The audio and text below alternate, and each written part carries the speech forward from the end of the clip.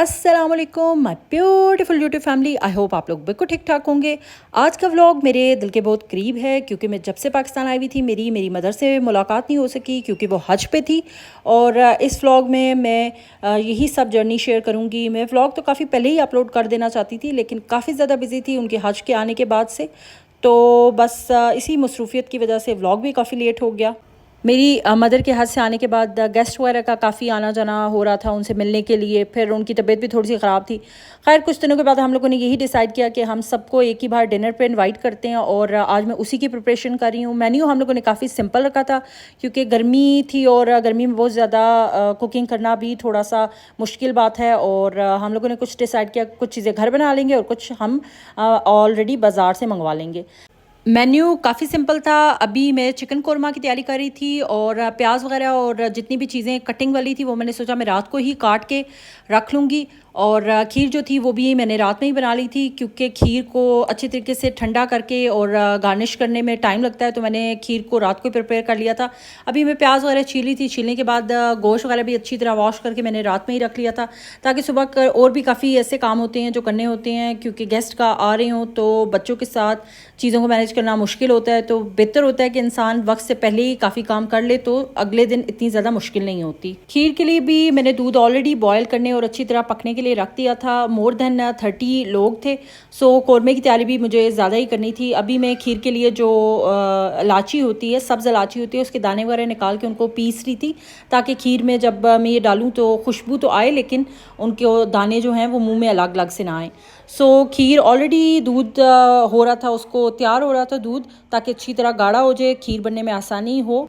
खीर का जो दूध होता है उसको भी मैं अच्छी तरह पकाती हूँ। उसके अलावा भी मैं खीर के अंदर जो बर्फ़ी होती है उसको ऐड करती हूँ। ये मेरी अम्मी की एक रेसिपी है जिसको मैं और हम सभी फॉलो करते हैं और इससे बहुत ज़बरदस्त किस्म का खीर का रिज़ल्ट आता है। इनफैक्ट जब खीर साहब ने खाई थी सब ने बहुत ज़्यादा तारीफ़ की और बहुत ही मज़े की खीर बनी थी। बर्फ़ी ज़रूरी नहीं होती कि आप स्पेशली लेके आएँ, मोस्टली लोगों के घर में बर्फ़ी आती है मिठाई आती है तो अक्सर इतना मीठा लोग अवॉइड ही करते हैं खाने से।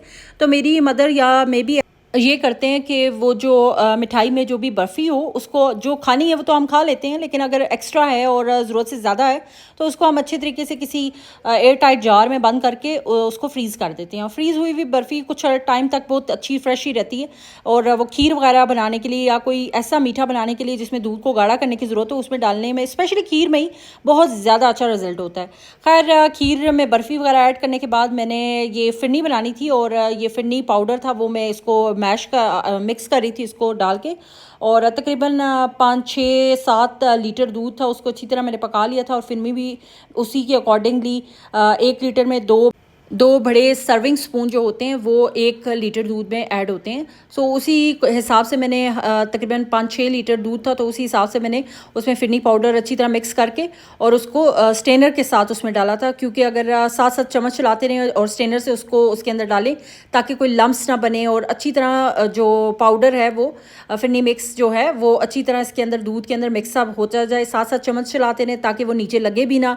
मीठा एंड में ही ऐड करते हैं और बाकी जितना भी अगर ड्राई फ्रूट वगैरह कुछ भी ऐड करना है वो भी जब थोड़ी सी खीर गाढ़ी हो जाए, जो भी ड्राई फ्रूट डालना हो वो मैं थोड़ा सा खीर को गाढ़ा करने के बाद इसलिए डालती हूँ क्योंकि मुझे ज़्यादा ड्राई फ्रूट को पकाना नहीं होता, इस तरह वो बहुत ज़्यादा ऐसे सौगी और नरम सा हो जाता है। वैसे तो खीर गर्म होने की वजह से भी अच्छा सा नरम हो जाता है जब तक कि चूल्हा बंद होता है और खीर ठंडी होती है उस टाइम में भी बहुत अच्छे तरीके से ड्राई फ्रूट जो है वो सॉफ्ट हो जाता है। सो मैं जितनी भी खीर में ड्राई फ्रूट डालना हो या शुगर डालनी हो वो एंड में ही डालती हूँ क्योंकि जो मीठा होता है शुगर होती है वो भी अच्छे से मेल्ट हो जाती है और खीर को ज़्यादा पतला अगर हो रही हो, क्योंकि आप जब मीठा ऐड करते हो तो थोड़ी खीर दोबारा से ज़रा पतली पतली महसूस होना शुरू हो जाती है। फिर थोड़ा सा पकाती हूँ और इसी में ड्राई फ्रूट भी नरम हो जाता है और खीर भी अच्छे से गाढ़ी हो जाती है। मीठा अगर पहले डाल दो तो खीर नीचे लगने का भी ख़तरा होता है, इसलिए मीठा एंड में ही डालना चाहिए क्योंकि मीठे की वजह से खीर नीचे चिपकना शुरू हो जाती है और वो ज़रा सी किसी मीठे में थोड़ी सी स्मेल हो जाए नीचे लगने की तो वो पूरी स्वीट डिश जो होती है वो ख़राब हो जाती है।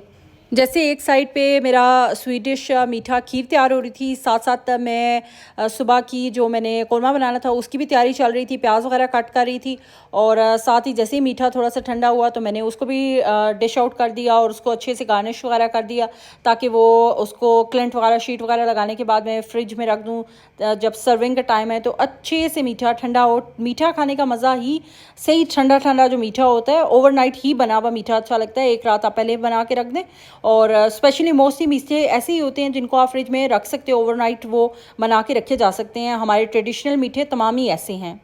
खैर, खाने पीने के हिसाब से जितना भी काम ओवरनाइट करने वाला था वो मैंने करके रख दिया था, बाकी सब काम मुझे सुबह ही करना था। सो कल की जो दावत थी उससे रिलेटेड कुछ और चीज़ें थी जो हमें पहले से प्रिपेयर करनी थी। स्पेशली लोग मेरी मदर हज करके आई हैं, तो लोगों को कुछ चीज़ें जो थी हज से रिलेटेड वो हमें लोगों को देनी थी। सो मैं उन्हीं की प्रिपरेशन कर रही थी और बच्चे भी मेरे साथ फुली इंजॉय भी कर रहे थे इस सारे टाइम को, और वो भी एक्साइटेड होकर मेरी हेल्प भी कर रहे थे।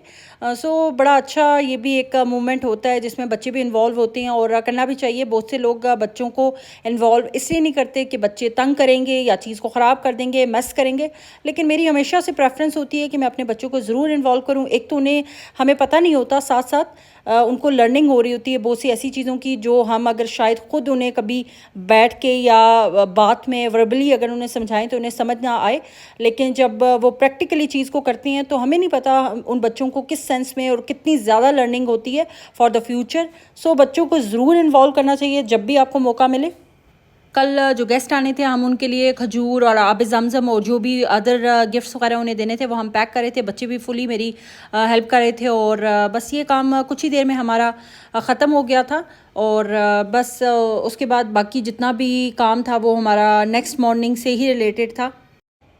वैसे ये पैक्स वगैरह तैयार करने का काम ज़्यादा लंबा तो नहीं था, लेकिन बच्चों के साथ करने का मतलब होता है कि कोई 10 मिनट का काम हो वो आधे घंटे पे चला जाएगा, लेकिन फिर भी मैं बच्चों की एक्साइटमेंट देखते हुए मैंने उन्हें करने दिया, उन्हें नहीं रोका। और बस टाइम तो थोड़ा ज़्यादा लगा, लेकिन चलें, बच्चे खुश हो गए और उनका काम भी मेरा भी हो गया, उनका भी हो गया। फिर स्टार्ट होता है नेक्स्ट डे, जिस दिन हमारे घर दावत भी थी और मुझे काफ़ी ज़्यादा काम भी करना था। खैर, पाकिस्तान में एक चीज़ का फ़ायदा ये होता है कि यहाँ पे काफ़ी ज़्यादा हेल्पर्स भी होते हैं, आपको हेल्प भी कराने वाले होते हैं, और घर में भी कोई ना कोई आपके साथ होता है। तो बाहर जब मैं थी यूएई में तो वहाँ पे मैं अकेली होती थी, कोई दावत वगैरह होती थी तो मुझे सब कुछ अकेले ही मैनेज करना पड़ता था। लेकिन यहाँ पे दावत भी बड़ी होती है, लोग भी ज़्यादा होते हैं, 30 से 35 लोगों का खाना प्रिपेयर करना इट्सल्फ ही एक बड़ी बात है। मुझे मोस्टली कभी इतना ज़्यादा खाना बनाने की ज़रूरत नहीं महसूस हुई, क्योंकि वहाँ पे इतने ज़्यादा क्वांटिटी में या इतनी ज़्यादा तादाद में गेस्ट तो आते नहीं थे। खैर, मैं कौरमे की तैयारी शुरू कर चुकी थी। प्याज तो मैंने रात ही में काट के रख दिया था, और जैसा कि मेरे रेगुलर व्यूअर्स को पहले से पता होगा, मैं हमेशा जो साबित गरम मसाला होता है वो ऑयल में ज़रूर डालती हूँ पहले, और जैसे ही उसमें थोड़ी सी खुशबू आना शुरू होती है तो मैंने प्याज वगैरह भी ऐड कर लिया ताकि उसको अच्छे से ब्राउन कर लूँ, लाइट कलर में, गोल्डन ब्राउन। जब प्याज का अच्छा सा गोल्डन ब्राउन कलर हो गया था तो मैंने उसे देचकी में से निकाल के एक अलग प्लेट में रख दिया, ताकि जब वो ठंडा हो जाए तो मैं उसे मिक्सी में डाल के योगर्ट के साथ अच्छे से ब्लेंड कर लूँ, ग्राइंड कर लूँ। क्योंकि बेसिकली कौरमा में प्याज का ही जो पेस्ट है वो जाता है और वो उसका मसाला बनता है। और कौरमे में एक और बहुत ज़बरदस्त इंग्रेडिएंट जो मोस्टली जो कौरमा मिक्स होता है उसमें तो होता है, लेकिन अलग से डालें तो ज़्यादा अच्छा खुशबू और फ्लेवर आती है, वो है इलायची, जो सब्ज़ इलायची होती है। वो अगर ऑयल में डाल दें गरम मसालों के साथ तो उससे कौरमे में एक स्पेशल किस्म की खुशबू आ जाती है। फिर गरम मसाला डालने के बाद मैंने उसमें जो धुला हुआ चिकन था वो डाला। चिकन में स्मेल ना आए तो मैं उसमें हल्दी डाल देती हूँ, उसको भूनती हूँ थोड़ी देर के लिए। फिर उसमें मैंने टमाटर का पेस्ट था मेरे पास वो ऐड किया, और जो कुटे हुए गरम मसाले थे, कोरिएंडर और कार्डमम, वो डाल के अच्छे से उसकी भुनाई की।